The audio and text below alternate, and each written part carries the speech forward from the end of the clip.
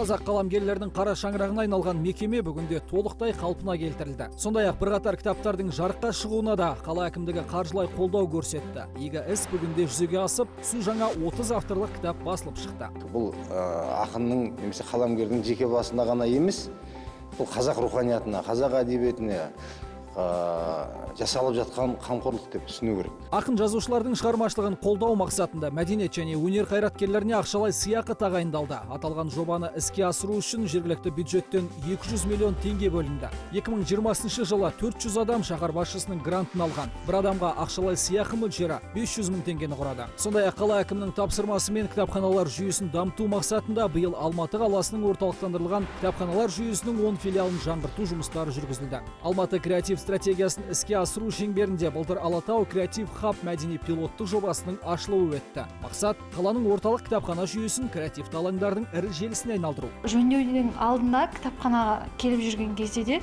кітапхана жақсы болатын, ал қазір тіпті бір әсерім өзгеше болып тұр, себебі өте әдемі жасалған. Өткен жылдың ақпан айында Абайдың 175 жылдығына орай Гүлдер скверінде бюст салу бойынша жұмыс жүргізілген еді. Сондай-ақ көрнекті тұлғаларды мәңгі есте қалдыру мақсатында қала аумағында 10 мемориалдық тақта орнатылды. Абайдың өзі келсін десек, ескерткішін қоюымыз керек екен.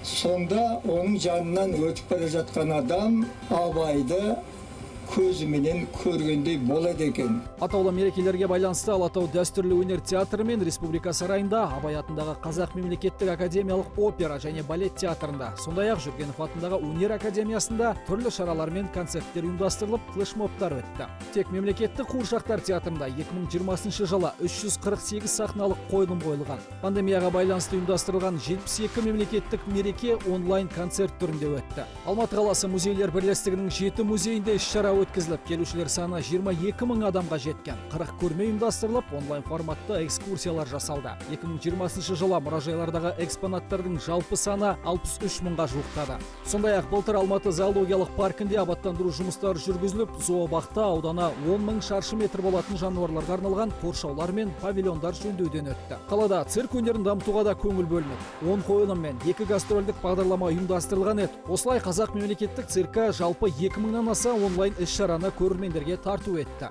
Алматы галерея орталығында да қылғалам шеберлері 13 іс-шара ұйымдастырып, оның 4-ін онлайн форматта өткізді. Жалпы қаланы мәдени дамыту бағытында 2020 жылға бөлінген қаражат сомасы 9 миллиардтан астам теңгені құрады.